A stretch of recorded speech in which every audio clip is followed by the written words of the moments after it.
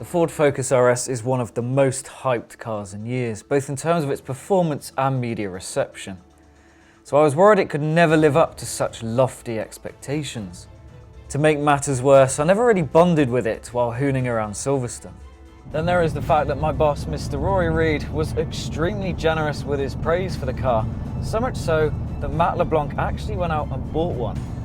So here I am with the 342 PS Focus RS, having lived with it for a week, not driven it around Silverstone like an idiot, and not been on super smooth European roads.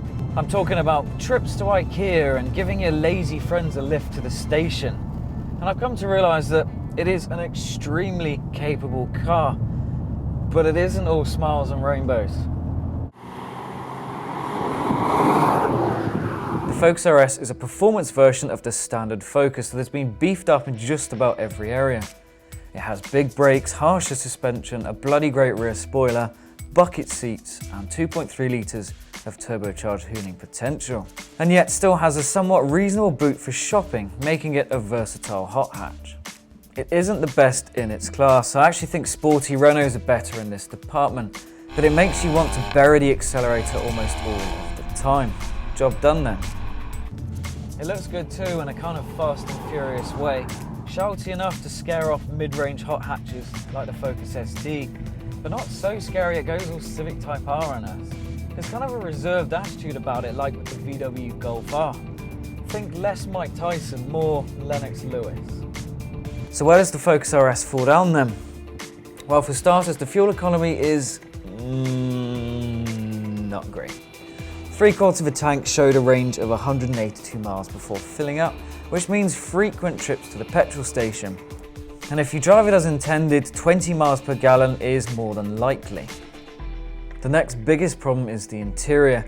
Now I get Ford obviously focused the money on its performance credentials, but there is so much awful plastic inside it that it diminishes the experience somewhat.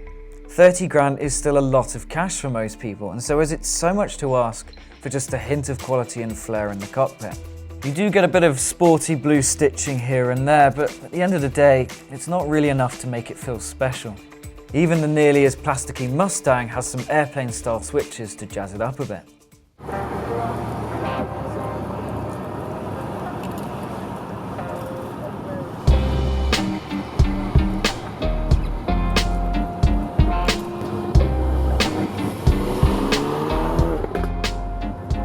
Let's talk about drift mode. It's already upsetting safety enthusiasts around the world, and there are quite a few videos on YouTube of people already getting it very, very wrong. The simple thing is that it helps you initiate a drift, and it softens up suspension and sends the power to the rear, and it is not some sort of miraculous driving aid. It is not a replacement for a complete lack of driving talent, and as such, it's not really that useful on public roads. And if you do use it a lot, it actually has a tendency to cut out and stop working completely. Not that I care one bit, because the Focus RS feels more lively and fun when going through corners efficiently, and as such it never really encourages you to drift it, unlike the rather brilliant BMW M2. There is a track mode, and this really firms everything up and maximises the lairyness, but to be honest it does exactly what it says on the tin. Use it on an average road and, to be honest, you're going to need back surgery. The ride in normal mode is vertically jittery and harsh enough as it is. Ford originally said front-wheel drive was the way to go for a hot hatch, so the Focus RS is kind of a return to an old Cosworth way of thinking. The Focus RS's system used in a different form on the Range Rover Evoque offers traction in spades, so the RS will go around corners far quicker than it should. Admittedly, it is no miracle worker, as understeer will eventually kick in. Plus the all-wheel drive system can feel a tad contrived at times, but it is rewarding enough without giving it 100% and risking a lengthy spell in hospital. Now in terms of sheer handling ability, I think most motoring journalists would agree the Type R is best, and I think that car is actually more fun in a track setting. But compared with the Golf R, the Focus RS is just so much more capable. Whether it's technical wizardry or the way Ford Performance set the car up, I'm not sure. But it is extremely efficient at taking on corners, and yet it never kills the fun or the feeling. I love the fact that the Focus RS retains a great deal of character.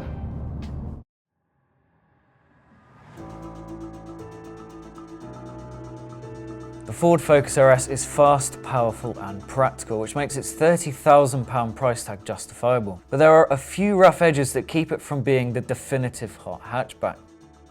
A Type R, for instance, is more fun to drive, and the Golf R is more comfortable. In truth, the perfect hot hatch is something I am still waiting for. But then the Cosworths before the Focus RS were never perfect, and the sort of person who will buy this car just wants something fast and something a bit ridiculous without being unusable. You get all of that and a hell of a lot more. It may not have quite lived up to the sheer level of hype surrounding it, but Rory is right when he says the Focus RS is one hell of a car. Aggressive, controllable fun that can be as tail-happy as you want it to be. There is little it can't do, providing you can put out with that slightly subpar interior and harsh ride. Can you really blame LeBlanc for buying one?